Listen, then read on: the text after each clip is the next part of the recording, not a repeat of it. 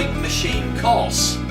Now, in the previous video I covered all about the bobbin and we filled it up, and that is now ready in the machine.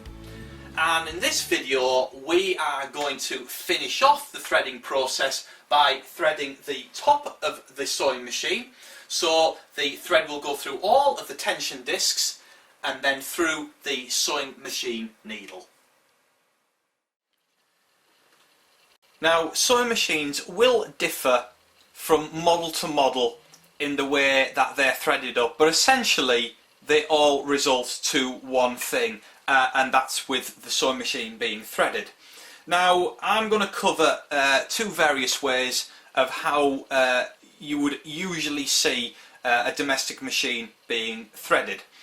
Now, first of all, if you have a machine type where the thread is facing down like this, then you would attach your spool on there like so and put a disc onto the spool so that it can't move, and it would basically unravel like so.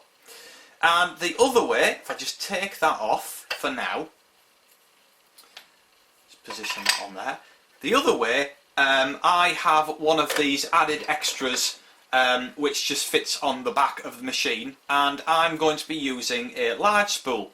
Now, with a large spool you just position that onto these plastic cone-like shape things here at the back, and we're going to go over the top of here. Now, I'm going to need a small thread guide, so this again is an added option that I've got. It's going to go through the thread guide like so, and then across down along here to the small tension part here, along through a little tension disc, and then down around this other tension disc, back up to the top again, then down. Just lift the foot up. Now, if the foot is lifted up, then all of the tension discs inside is released, so it's a lot easier just to thread it up. Okay, and then through the bottom part there's a small part here towards the needle, and then we can just bring the foot down, and we have here an automatic needle threader. Now, a lot of machines have this at the moment, so we can just position the thread. There's like a small, just do that again, there's a small hook here on the needle threader.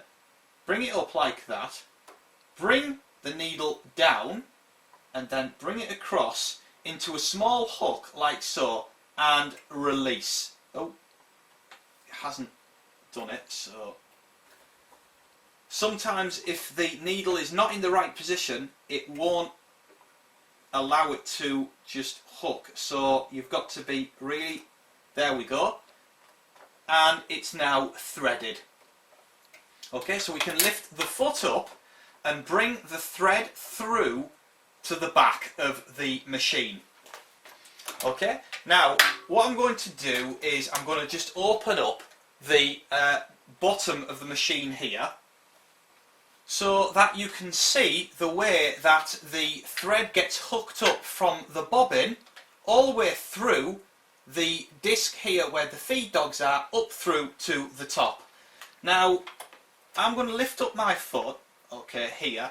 Now, my machine does it automatically, so if I just bring the needle down once, back up again, what it's done is it's brought the thread through to the top. The bobbin thread has come through to the top, as you can see.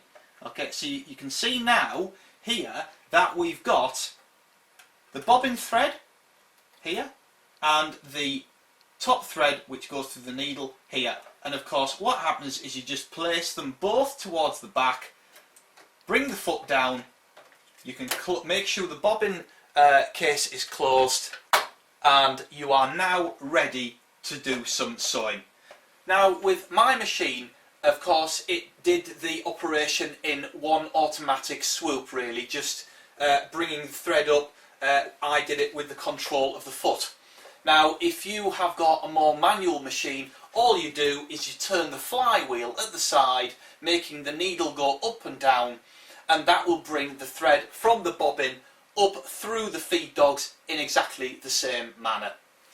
So that's it. I think, to be honest with you, threading the machine through the top is actually slightly easier than filling the bobbin and placing the bobbin in the bottom.